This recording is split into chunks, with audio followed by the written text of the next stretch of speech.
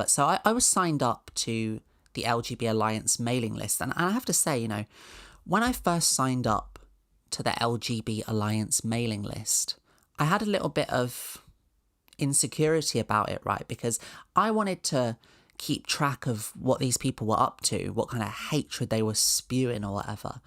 And I was very unsure about what it actually meant to be a member of the LGB Alliance. Like, I didn't know how you actually became a member of the LGB Alliance. Like, surely to become a member of something, you have to like fill in a form, or you have to, register or whatever. Like lots of kids my age, like probably registered to be in the Beano Club, for example. If you don't know the Beano's like a popular kids comic strip with Dennis and Nasha and the Backstreet Kids. Bash Street Kids, not the Backstreet Kids. The Bash Street Kids. The Backstreet Kids is something else. And it's like, okay, it's great, you love the Beano, but if you really love the Beano, you could sign up to become a member of Beano Club.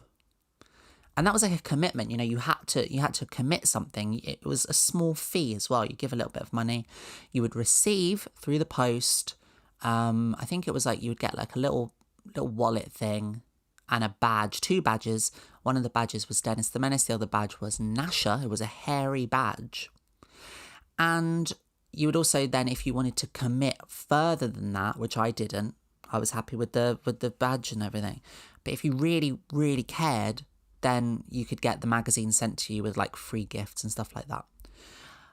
But with all my like researching on the LGB Alliance website, I couldn't find anything about how to actually formally become a member. So I assumed actually that their members' calculations, like their sort of like, their figures on how many members they have, it must have been based off of how many people had signed, how many people had joined up to the mailing list.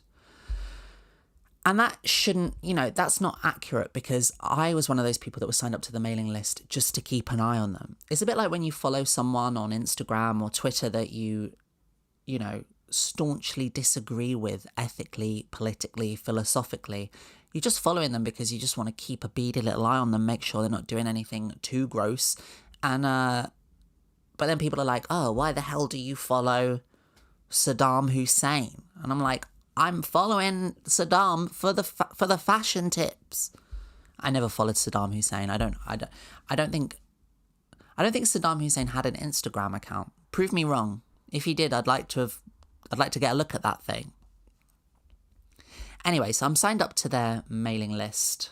And, time goes by. I'm not really checking what they're doing, but I get an email through from the LGB Alliance saying, huge flipping news. We at the LGB Alliance, not only are we a goddamn registered charity now, which firstly is mad, okay? Because as I was saying, they are a hate group. And when they became a registered charity, when the government gave them charity status, I remember having a feeling deep within my diaphragm, in my waters. I remember thinking, this is bad. Not just like, oh, this sucks or whatever, but like genuinely like this is a sign of this is a bad omen.